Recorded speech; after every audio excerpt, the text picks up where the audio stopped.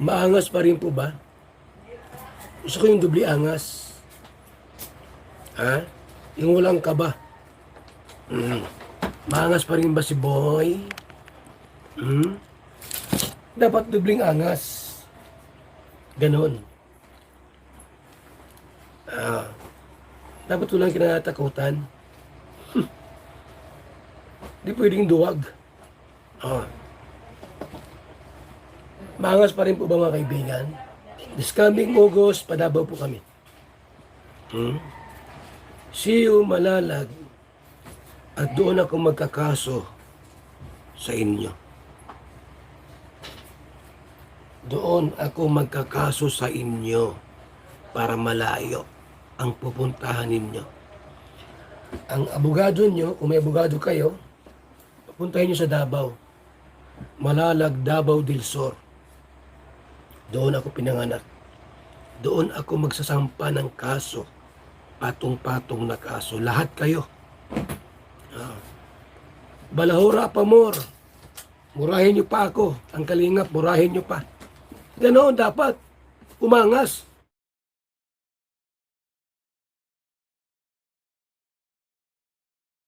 Paano yan mga anti-Kalingap? Seryoso na si Kuya Bal.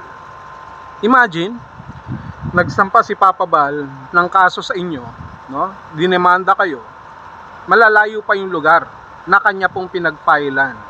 Ibig sabihin, kailangan nyo pumunta ng Davao, kailangan nyo pumunta ng Daet. Yan ang hirap kasi sa inyo eh, masyado yung ginagalingan.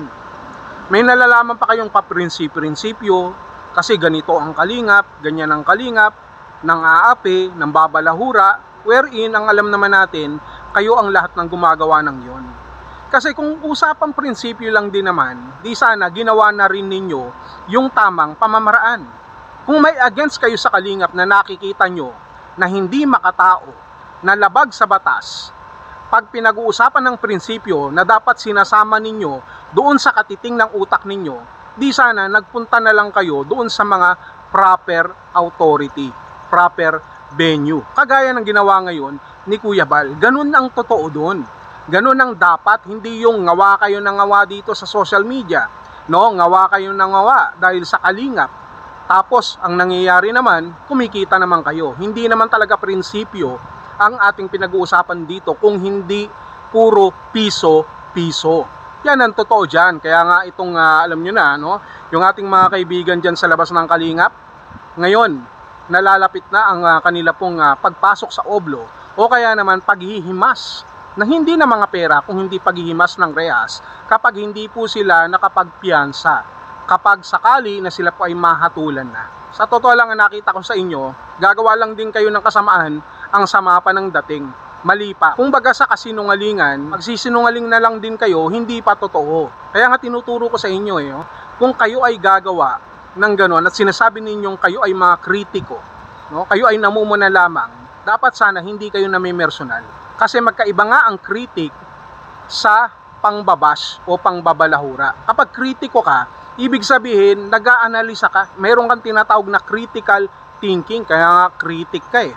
Dito, ang ginawa ninyo, pambabalahura, pambabash, ang nangyari sa inyo, no, critical ngayon ang inyong mga lagay dito sa labas. Dahil posibleng maipasok na kayo sa oblo.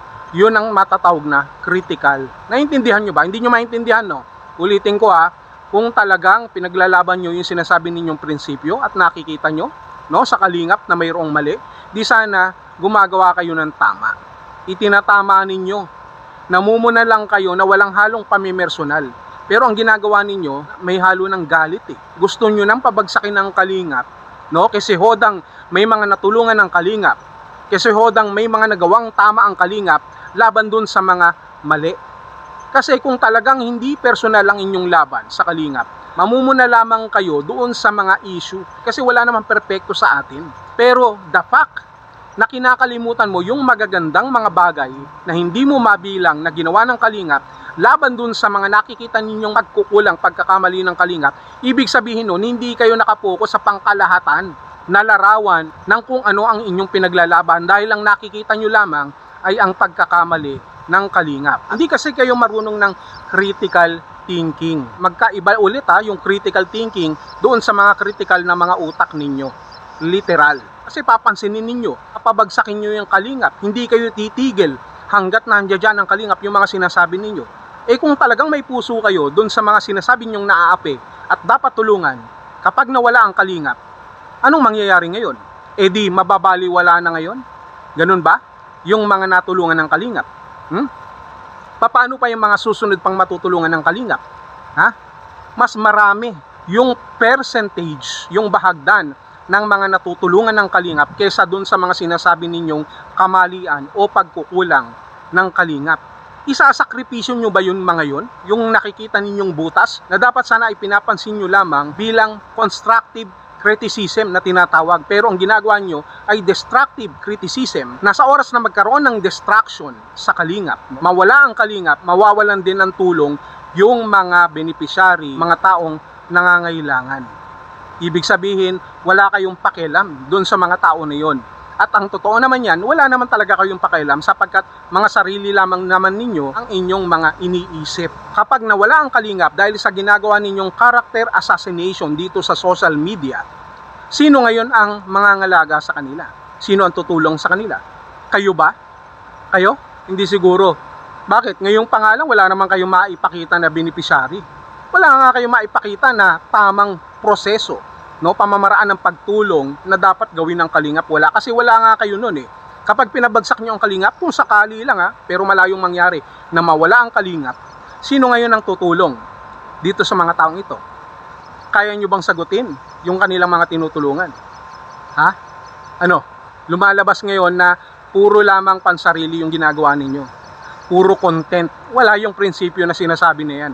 Kaya nga, dahil masyado yung ginalingan, na porket hindi kayo pinapansin ng Kalingap, na pinagbibigyan kayo, akala nyo okay lang. O ngayon, eto may hangganan na. Yung mga premyadong kritiko o basher ng Kalingap, naidemanda na. Siguro naman, may idea na kayo kung sino-sino kayo. May idea na yung ating mga kasamahan dito, mga tagapanood, taga-subaybay, kung sino-sino yung mga nakasuhan ng Kalingap, nakasuhan ni Kuya Bal at Kalingap Rap. Nagkaroon na kayo ngayon ng kaso. Malamang magkakatrangkaso na rin kayo sa kakaisip. At huwag kayong mag-alala, mayroong gamot dyan. Ang gawin nyo, kayong mga kritiko, mga basher dyan ng Kalingap, pag kayo ay nagkakaso at nagkatrangkaso, uminom na lang kayo ng Tugmolodon. Alam niyo yung Tugmolodon? Untog nyo na lang yung ulo nyo doon sa pader. Baka sakali na magising kayo at malaman ninyo yung inyong pagkakamali. Baka sakali na magising kayo at isipin nyo na ang lahat ng mangyayari sa inyo sa oras na mademanda kayo ay isang panaginip lamang. Pero wait, totoo yan. Hindi kayo nananaginip, nasampahan na kayo ng kaso. At yan ang totoo. Hindi kayo nag-iisip. Ang sarap mabuhay. Ang sarap ng walang iniisip na, wala kang iniisip na pupuntahan na kaso, dadaluhan na kaso, na imbis na nagko-concentrate ka sa pamilya mo, no, sa negosyo mo, sa trabaho mo, eh ngayon, naaabala ka pa. Hindi pinag-uusapan dito yung pera, ang pinag-uusapan dito sa totoo lang yung panahon at oras na nasasayang. Pero may sasagot sa inyo dyan na sasabihin hindi. Yung kredibilidad, yung prinsipyo, yung katotohanan, yung katarungan, eh di wow, yun ang sasabihin ninyo. Eh di sana nga, sabi ko nga kanina, doon kayo sa tamang proseso, hindi dito sa social media. Hindi ba? Puro kayo prinsipyo, eh kumikita naman kayo. Buti sana kung wala kayong kinikita at nagtatatala kayo tungkol sa prinsipyo, katarungan na sinasabi nyo. Di ba? Eh, the fact na kumikita kayo, gaano ba kinita nyo ngayong buwan na to? Ha? Ibig sabihin, wala kayong prinsipyo. Piso-piso, meron pa. Imbis na malaya kayo, nakakapag-swimming kayo, nakakanood ng sine, no? Nakakasama mga barkada nyo at higit sa lahat sa pamilya ninyo. Gugugulin nyo pa ngayon dito sa pag-attend, no? Sa pagpunta sa mga kaso na isinampa sa inyo. Not practical, Brad. Not very practical. Isip-isip kasi. O ngayon, tanggal ang mga angas ninyo, no? Balahura pa more. Sabi nga ni Kuya Bal, galingan nyo pa. Ha? Balahura pa more. Murahin nyo pa ako. Ang Kalingap, murahin nyo pa. Ganoon dapat. Umangas.